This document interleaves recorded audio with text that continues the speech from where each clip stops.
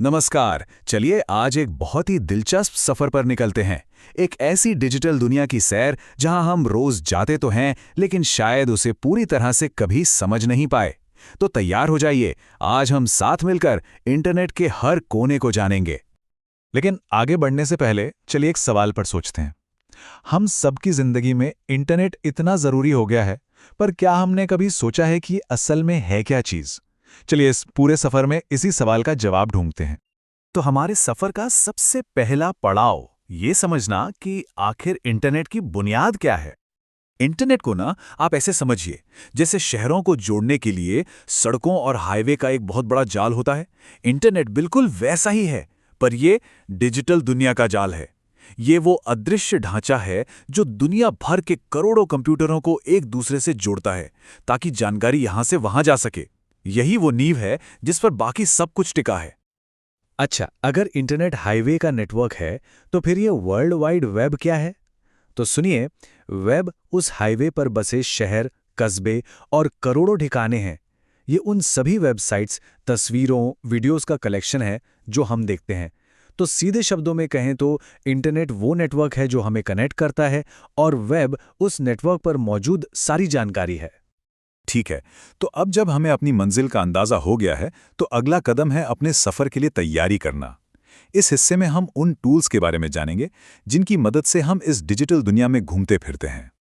देखिए, ऑनलाइन दुनिया में कदम रखने के लिए हमें 4 चीज़ों की ज़रूरत पड़ती है। सबसे पहले एक डिवाइस, यानी आपका कंप्यूटर या मोबाइल फ़ोन।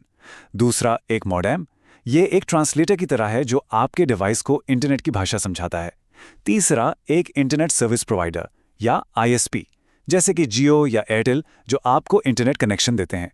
और चौथा एक वेब ब्राउज़र, जो इस डिजिटल दुनिया का दरवाज़ा खोलता है। वेब ब्राउज़र और सर्च इंजन में अक्सर लोग कंफ्यूज हो जाते हैं, पर इनमें एक बड़ा मज़ेदार फ़र्क है। सोचिए, ब्राउज़र आपकी गाड़ी की तरह है, जैसे क्रोम या फायरफॉक्स। अगर आपको पता मालूम है तो ये आपको सीधे वहां ले जाएगा। वहीं दूसरी तरफ सर्च इंजन आपका मैप या जीपीएस है, जैसे गूगल। जब आपको ये नहीं पता कि जाना कहाँ है, तो ये आपको रास्ता ढूंढने में मदद करता है। जैसे हम किसी वेबसाइट का पता टाइप करते हैं ना, उसे यूआरएल कहते हैं। हर पते के कुछ हिस्से होते हैं, जैसे HTTPS। ये एक तरह का नियम है जो बताता है कि कनेक्शन सुरक्षित है। और cbse.gov.in ये डोमेन नेम है, मतलब उस वेबसाइट का असली नाम और पहचान। ये एक तय ढांचे में होता है ताकि हम हमेशा सही जगह पहुंच सकें। तो अब हम कनेक्टेड हैं, हमारे पास घूमने के लिए गाड़ी और नक्शा भी है, और हम अपनी मंजिल पर पहुंच गए हैं। चलिए अब देखते हैं कि इस ऑनलाइन दुनिया में हम क्या-क्या कमाल की चीजें कर सकते हैं। इंटरनेट ने तो जैसे सेवाओं की एक पूरी दुनिया ही खोल दी है। डिजिटल चिट्ठियां भेजने के लिए ईमेल है, दोस्तों से तुरंत बात करने के लिए चैट है। अरे अब तो घर बैठे बैठे शॉपिंग से लेकर सरकारी काम तक सब कुछ हो जाता है।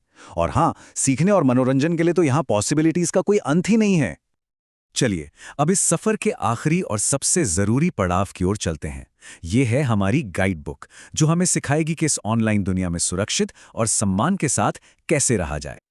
देखिए, हर शक्तिशाली चीज की तरह इंटरनेट के भी 2 पहलू हैं। एक तरफ यह हमें जानकारी, आसान कम्युनिकेशन और अनगिनत सुविधाएं देता है, लेकिन सिक्के का दूसरा पहलू भी है, जैसे साइबर बुलिंग, डेटा चोरी और फेक न्यूज जैसे बड़े खतरे। इन दोनों पहलुओं को समझना बहुत बहुत जरूरी है। जैसे हम असल जिंदगी में लोगों से मिलते हुए कुछ अदब कायदों का ध्यान रखते हैं ना, वैसे ही ऑनलाइन दुनिया के भी कुछ नियम हैं जिन्हें नेटिकेट्स कहते हैं। मतलब दूसरों से विनम्रता से बात करना, अच्छी भाषा का इस्तेमाल करना और सबसे जरूरी, गलत या झूठी खबर फैलाने से बचना। यही एक अच्छे डिजिटल नागरिक की पहचान है। और हाँ, अपनी सुरक्षा सबसे पहले। कुछ बातें हैं जिन्हें गांठ बांध लेना चाहिए। हमेशा मजबूत पासवर्ड बनाइए।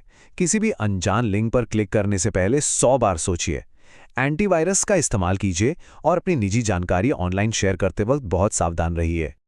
तो हमारा ये सफर यहाँ खत्म होता है, पर एक बहुत जरूरी सवाल के साथ। इंटरनेट ने हम सबको एक दूसरे से जोड़ तो दिया है, पर अब ये हम पर निर्भर करता है कि हम इन कनेक्शंस का इस्तेमाल कैसे करते हैं, समझदारी से, सुरक्षा से और एक दूसरे के सम्मान के साथ। इस पर सोचिएगा जरूर।